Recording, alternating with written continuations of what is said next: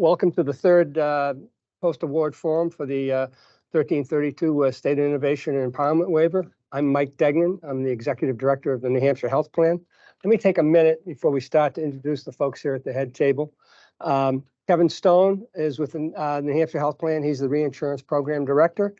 Michelle Heaton is with the Department of Insurance. She's the Health Law and Policy Legal Counsel and a member of the New Hampshire Health Plan Board of Directors, and Commissioner Christopher Nicolopoulos. And I want to thank the Commissioner for his support over the years on this project as well. So thank you. So before we start, let's go to the first slide and talk about the what we're going to do for the agenda here today. Do we get it? Okay, you're gonna have to tell me if we get it. So we'll talk about the form and the logistics. We'll go into, we just did some of the introductions. We'll do the background of the organization. We'll do program year 2023 updates. Then we'll go into program year 2024 planning, which we're in the middle of. We'll do other updates and next steps, and then we'll do questions and comments. And we'll give you a list of the key contacts here for if you need to reach out to anybody at the head table or anybody in the Department of Insurance as well. So anyway, next slide, please. So we're holding the annual public forum to share information about the progress of the New Hampshire Section 1332 waiver. That it's called the New Hampshire Reinsurance Program. Receive public comments and questions. A recording of the forum and a transcript and the PowerPoint will be posted on the NHHP website and the Insurance Department website probably within the next day or two. So we'll make sure that gets taken care of. Let me just talk a moment about the logistics for virtual attendees. Please keep your audio on mute. Please keep your cameras turned off. To ask a question, raise your hand using the hand icon or enter into the chat using the chat icon. And if you have any technical issues, we have Rhea here to give you assistance. Her phone number's on the screen, and her email address. So please, if you have any problems with technology, please get to us as soon as possible, and I'm sure Rhea will take care of it for you. Other logistics, live captions are available. To make them, to use them, click on the menu label more on the upper left-hand side and turn on live captions. So, as I said, NHHP is the administrator of the 1332 waiver. We're a statutorily created nonprofit organization. We ran the New Hampshire High Risk Pool. We ran the Federal High Risk Pool. We ran the initial outreach and education program for the ACA as well. So, and we've been doing a fund assessment collection relative to assist the Granted Advantage program as well. We're currently doing that. So NHHP is administrating the reinsurance program. We are not a policy-setting organization. Our role is to administer the program as designed by the Department of Insurance and approved by the legislature. And so I'm going to take a moment, turn it over to Commissioner Nicolopoulos, and go from there. Thanks a lot, Mike. First off, I just want to take a second and thank you and Kevin for your help on this important program. 1332 was kind of handed to me with my appointment. We were studying it and then implemented it the next year.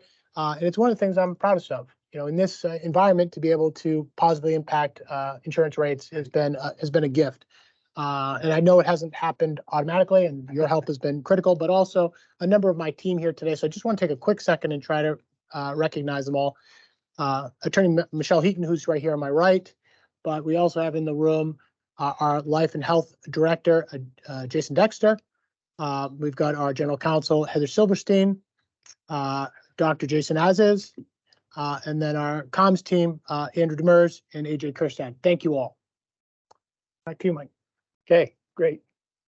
So just the key contacts, we have these, myself, Mike Degnan, there's my email address, Kevin Stone, the Program Director, Commissioner Nicolopoulos, Jason Dexter, Michelle Heaton, and Lisa Kaplan-Howes, who's with the Public Consulting Group. She's been working with us since we started this project 2 years ago.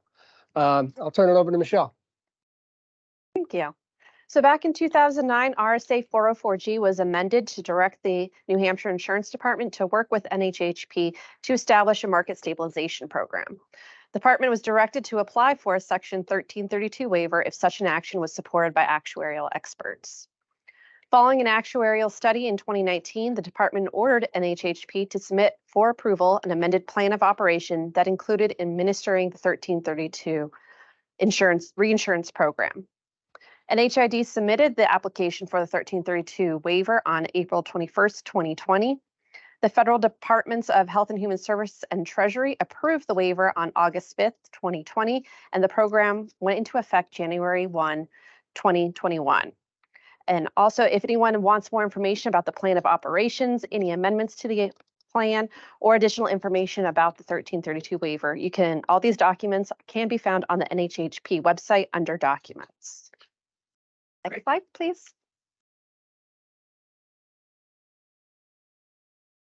The waiver was approved for the reinsurance program to run from January 1, 2021 through December 31st of 2025.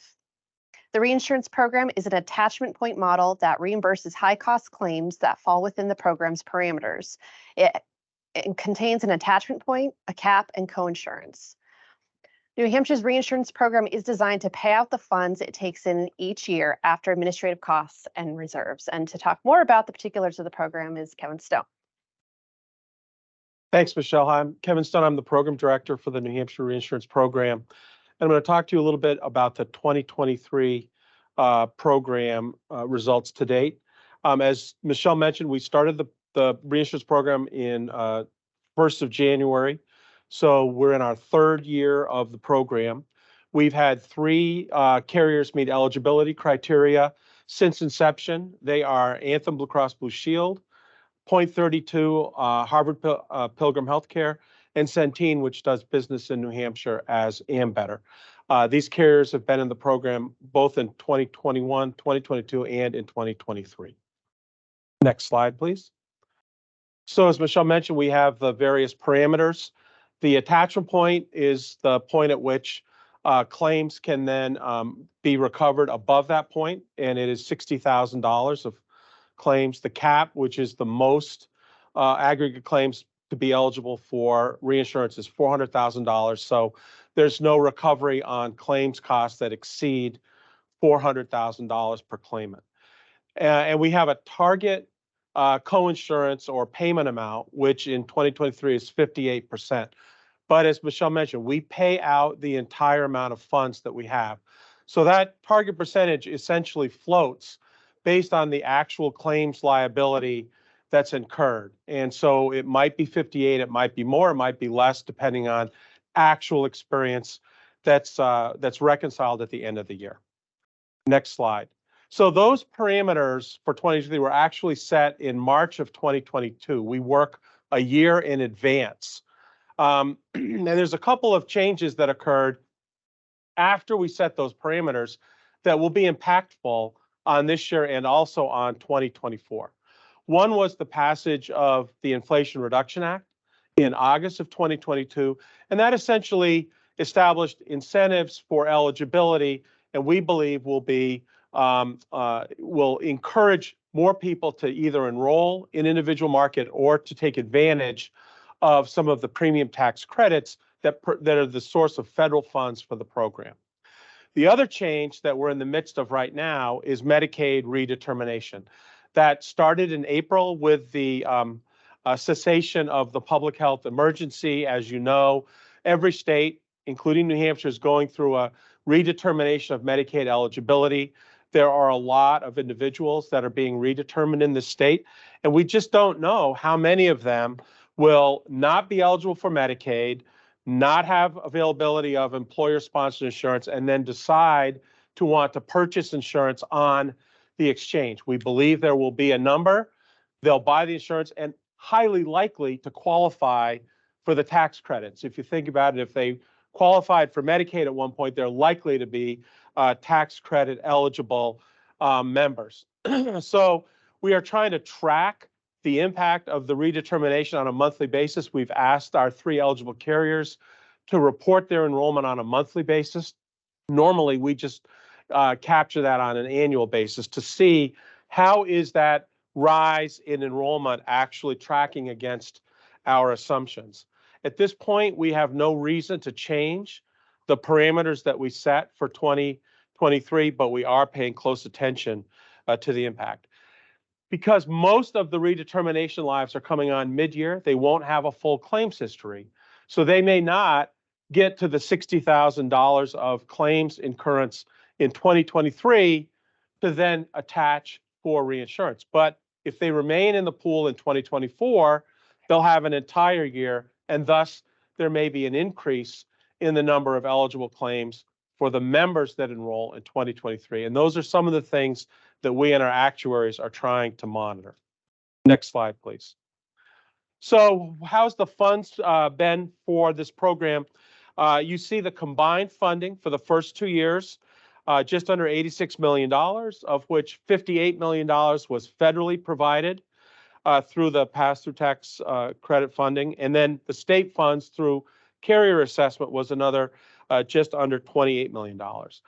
For this current year, 2023, we're forecasting $44.56 million, of which $32 million is federal. That is a known number. We received confirmation from the federal government at the end of March that that's the amount of money we will receive in 2023. And then our projected state funding is another $12.56 million.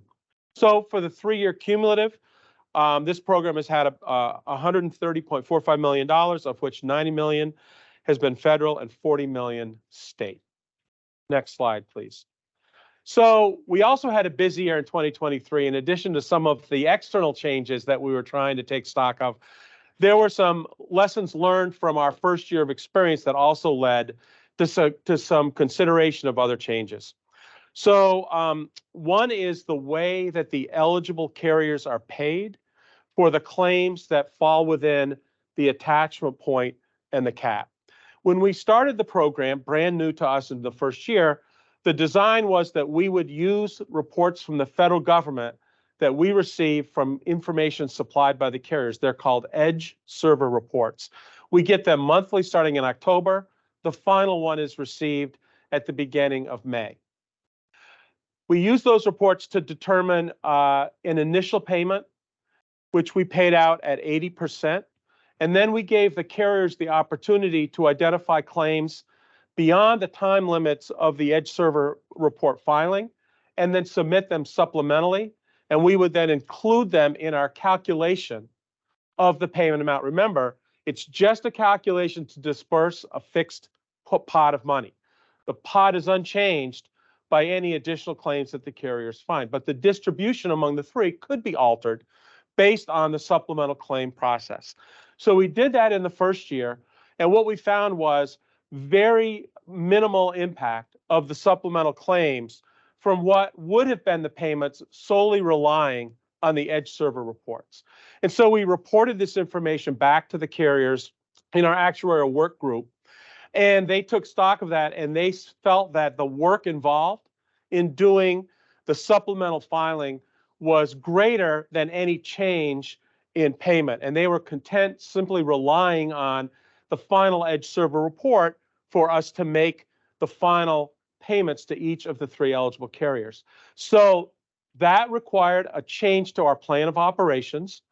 The actuarial work group recommended it to the board, and the board approved it and recommended it to the commission, and the commissioner signed that in March of this year. So that is a change. So when we make our payment for 2022, which we will be doing in the next month, we will no longer use that supplemental filing process. We will rely solely on the Edge reports. We've already calculated the payments based on the Edge reports. We've reviewed them with each of the 3 eligible carriers. They concur that the payment amounts are consistent with their expectations, and we'll be making that payment next month. So that was one change. Next slide, please. So the second change that we evaluated was altering that attachment point. So one of the carriers had said, well, what if we had a low attachment point model? In other words, where reimbursement could start at a much lower level than $60,000 of claims being accumulated before the first dollar of reinsurance payment was made.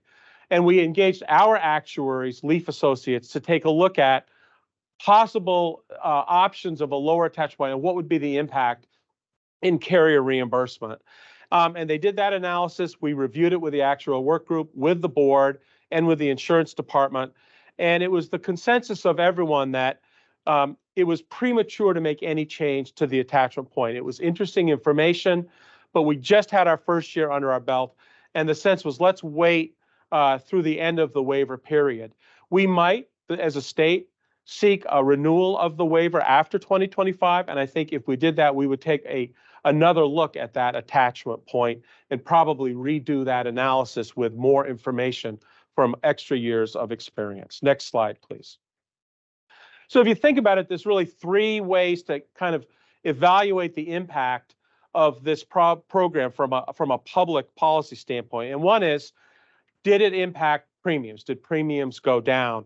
And the waiver resulted in 2023 in about a 13% reduction in premiums with waiver. That's very consistent with the first 2 years of the program as well. The Kaiser Family Foundation actually has started to track affordability of exchange premiums across the country. And so their website contains the 2023 premiums by various metal tiers.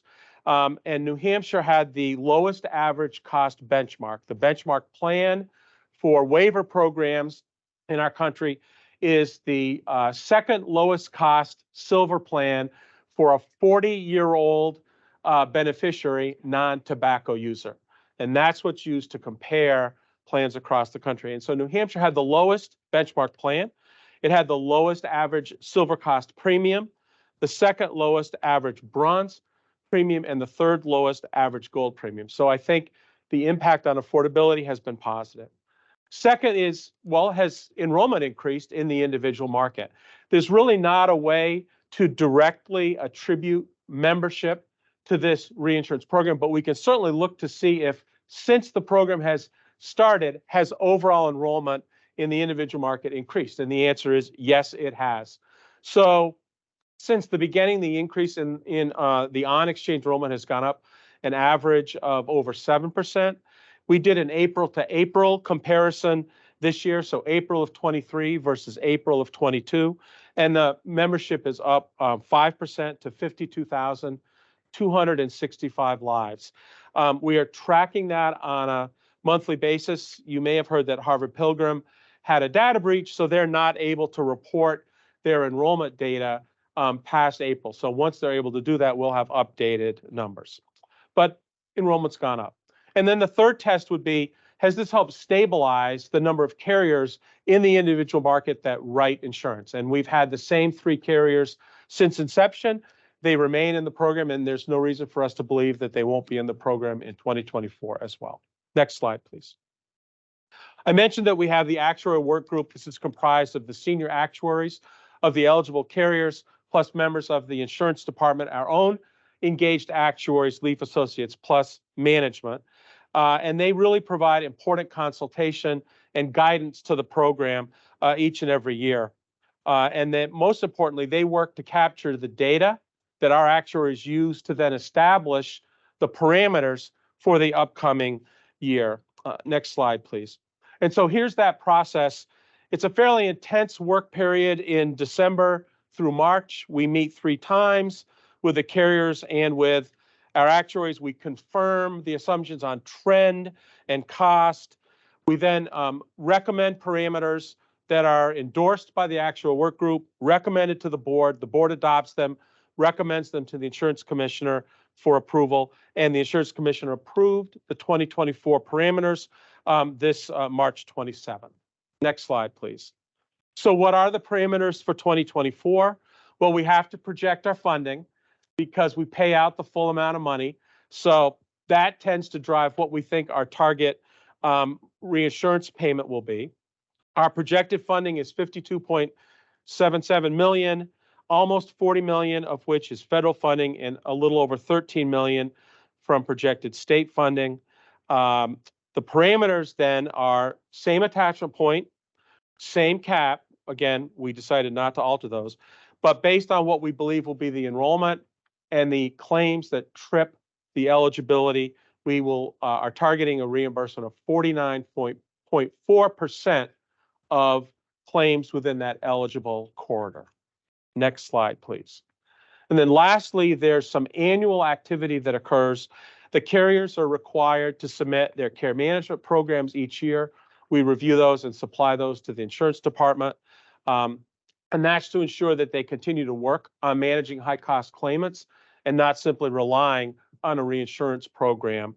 And they've all submitted those for 2023. We do receive the edge reports and review them, and we get those on a carrier-specific basis. I mentioned we have calculated the payments for 2022, and we anticipate making that payment in the end of the third week of July. And then the commissioner signed the amendment, as I mentioned, the plan of operations for making a payment without supplemental claim filing. And that's sort of kind of a whirlwind summary of the program, a very tumultuous 2023 and what we're forecasting for 2024. And I would now invite anyone in our audience in person or those virtually, if you have any questions or comments that you would like to make. Again, if you're in the room, just raise your hand and we'll acknowledge you. If you're participating virtually, either use the raise your hand icon on your toolbar or the chat icon on your toolbar. And I would remind people that even if you don't have a question now or don't want to make a comment now, we will leave open the opportunity for public comments through the end of the month. And they can be submitted in writing up to June 30th, and they can be sent to Rhea Lieber, our tech contact person, at the email address that's noted on the slide. You can also send an email to Mike Degnan, who's in your contact information. Do we have any questions in the room or comments from anyone in the room? I see none. Do we have any comments or questions for folks who are participating virtually? We do not have any. Wait, we have one on the side. Yes, Jason. Jason from the insurance department. I have a question about the attachment point to 2023. You mentioned the public health emergency and Medicaid unwinding. Is that attachment point prorated for people that jumped in? No, no. It's a hard accumulation every calendar year. And that's why, we may have claimants who have a burden of illness that may trip that if they have a full year's worth of claims, but they may fall short if they're enrolled for a portion of the year. And that's why we want to monitor what happens in 2023, but you can't just project a full year of 24 from a partial year of 23 on the new enrollees because of Medicaid redetermination. Any other questions or comments? Hearing none, I'll turn it back to President and Executive Director Mike Degnan. Well, thank you. I appreciate the effort that went into this and those who attended here in person and virtually. Once again, as Kevin said, if you have some questions that come up over the next few days, just get those to us and we'll respond to those, and we'll keep that open till June 30th. We'll make this presentation and these slides available on our website, and on the insurance department will do the same. And we thank you for all your help. And once again, we thank the insurance department for all their help in this program. Thank you. Thanks. Thanks, yes.